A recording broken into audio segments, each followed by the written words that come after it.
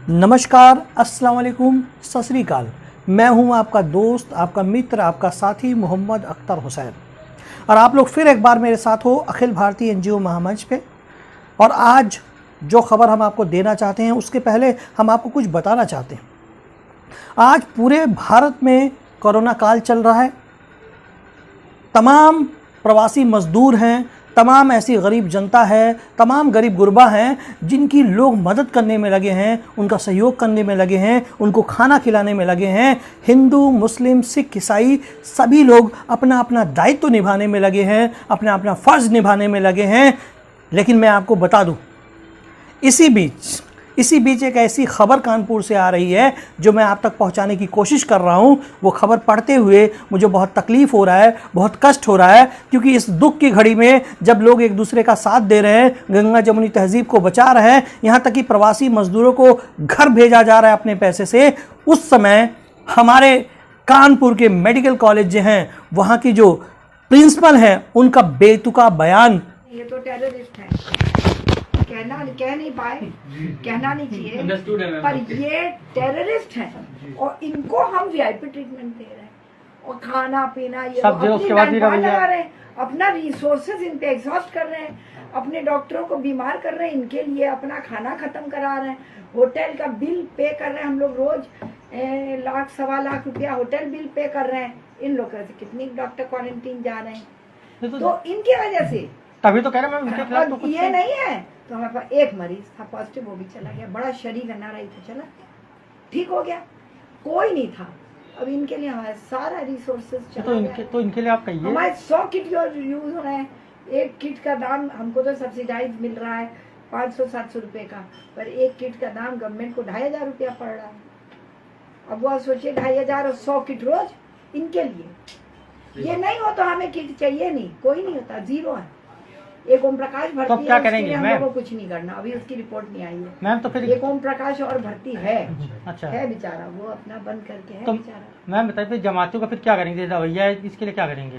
मैं वैसे तो सोच रही हूँ कि आप कहीं लीक मत करिएगा, हेल्थ मिनिस्टर से बात करेंगे, डॉक्टर हर्षवर्धन से बात करेंगे। हम एक लेटर लिख दीजिए ना उनको, लेटर ही लिखिए तो उसके क्योंकि यहाँ तो ये लोग कोई नहीं सुनेंगे, डरते भी हैं। डीएम तो वही मुख्यमंत्री के आदेश चल रहे हैं, मुख्यमंत्री कहीं ना कहीं अपीजमेंट वाला मार्ग अपना रहे हैं। नहीं तो आप उसकी, आप लोग कोई रिकॉर्ड तो नहीं कर रहे? अरे नहीं रिकॉर्ड करो, आप बात करेंगे। वो अपीजमेंट है, इनको भर्ती करना है कि इंजेक्शन लगवा देंगे एक एक करके धीरे धीरे।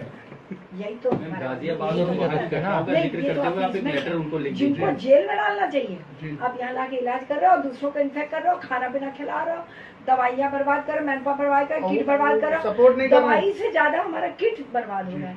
इन पे जितनी बार मैं दोस्तों, मुझे शर्म आती है ऐसे बयान को पढ़ते हुए, लेकिन मेरी मजबूरी है सच्ची और अच्छी खबर आप तक पहुंचाना है। तो मैं आपको उस खबर के बारे में अब बताना चाहूँगा। सबसे पहले गणेश शंकर विद्यार्थी मेडिकल कॉलेज का नाम है। गणेश शंकर विद्यार्थी जी बहुत ही अच्छे पत्रकार थे, निर्भीक निडर पत्रकार थे, जिन्होंने अपनी कलम से इस देश में रोशनी डाली, बहुत अच्छे काम किए उन्होंने, जिनके नाम से ये मेडिकल कॉलेज बना था। मैं आपको उनके जीवन के कुछ पल बताना चाहता हूँ, कुछ सच्चाई बताना चाहता हूँ, जिससे आप लोग पूरी तरीके से परिचित हो जाएं कि इतने महान जो है मेडिकल कॉलेज में ऐसी गंदी सोच की प्रिंसिपल रहती हैं जो बच्चों के ऊपर पता नहीं क्या प्रभाव डालती होंगी। सबसे पहले मैं आपको बताना चाहूँगा, 24 मार्च 1931 को कानपुर में जब दंगा हुआ था, मैं आपको बताऊं कि गणेश शंकर विद्यार्थी जी उस वक्त अपने घर में थे, लेकिन जब उन्हें पता चला कि यहाँ दंगा हुआ है तो उन्होंने चप्पल भी नहीं पहना, बिना चप्पल पहने ही वो निकल गए दंगाइयों को रोकने की कोशिश करने के लिए, उनको समझाने के लिए। लेकिन अफसोसजनक बात यह है कि उसी दौरान जो है उन्हीं दंगाइयों के हाथ से उनकी मौत हो गई और वो शहीद हो गए। आप सोचिए, इतने महान व्यक्ति के नाम पे ये कॉलेज है, लेकिन इस कॉलेज में प्रिंसिपल हैं, उनके बेतुके बयान ने पूरे देश में खलबली मचा दी। मैं आपको बताना चाहूँगा कि प्रिंसिपल का जो है वो नाम जो है आरती लाल चंदानी है। आरती लाल चंदानी प्रिंसिपल का नाम है। इन्होंने ये कहा है कि योगी जी को तो चाहिए कि इन जमातियों को जो है सीधे सीधे जंगल भेज दें, इनको लाठी डंडे से मरवाएं और हो सके तो इनको जेल में डाल दें। मैं आप सभी भारतवासियों से पूछना चाहता हूं, और उसमें हमारे कुछ पत्रकार बंधु थे जिनको चौथा स्तंभ कहा जाता है, जिनको सच्चाई का दर्पण कहा जाता है, जिनको कहा जाता है कि अगर शासन प्रशासन में कोई कमी है, कोई गलती है, तो हमारे पत्रकार बंधु सामने बढ़ के जो है उस गलती को उजागर करेंगे और शासन प्रशासन को वो चीज़ सही करनी पड़ेगी। लेकिन हमारे कुछ पत्रकार बंधु हैं जो ये कह रहे थे कि मैडम आप उनको इंजेक्शन क्यों नहीं लगा देती। कौन सा इंजेक्शन? जहर का इंजेक्शन आप क्यों नहीं लगा देती? तो बड़े अफसोस की बात है ऐसे पत्रकारों पर जो हमारे इस देश में जो है, मुझे लगता है कि वो पत्रकार नहीं, वो कलंक हैं जो हमारे देश को कलंकित करने की कोशिश कर रहे हैं। ये आरती लालचंदानी जो हैं ये प्रिंसिपल हैं।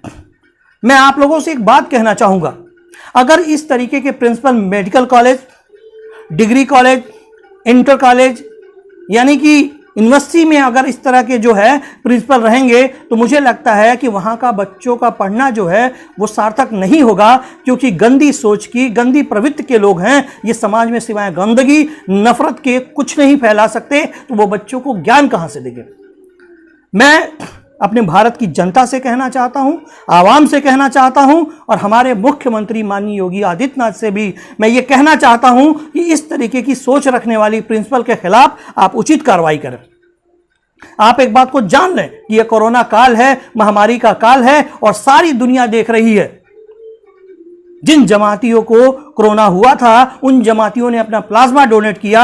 एक जमाती की वजह से 4 लोगों को बचाने की प्रक्रिया की गई। आज उन्हीं जमातियों पे उंगली उठाई जा रही, और इसका कहीं ना कहीं कनेक्शन जो है ये गोदी मीडिया से है, क्योंकि गोदी मीडिया ने जमातियों को लेकर के लगातार नफरत फैलाई, लगातार नफरत बोई। आम इंसान से लेकर आज देखिए एक पढ़ी लिखी प्रिंसिपल जो है उससे प्रभावित होकर जमातियों के बारे में अनाप शनाप बोल रही।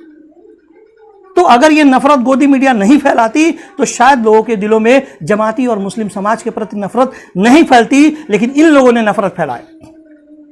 तो मैं एक बात कहना चाहूंगा आप लोगों से और अपने मुख्यमंत्री जी से कि माननीय मुख्यमंत्री जी, आपका जो दायित्व है, आपका जो फर्ज है, पूरे उत्तर प्रदेश में कोई भी ऐसा कॉलेज, कोई भी ऐसा मेडिकल कॉलेज, कोई भी ऐसी यूनिवर्सिटी ना हो जहां पे आरती लालचंदानी जैसे लोगों को प्रोफेसर बनाया जाए या प्रिंसिपल बनाया जाए, क्योंकि ये समाज में गंदगी के अलावा कुछ और नहीं फैला सकते।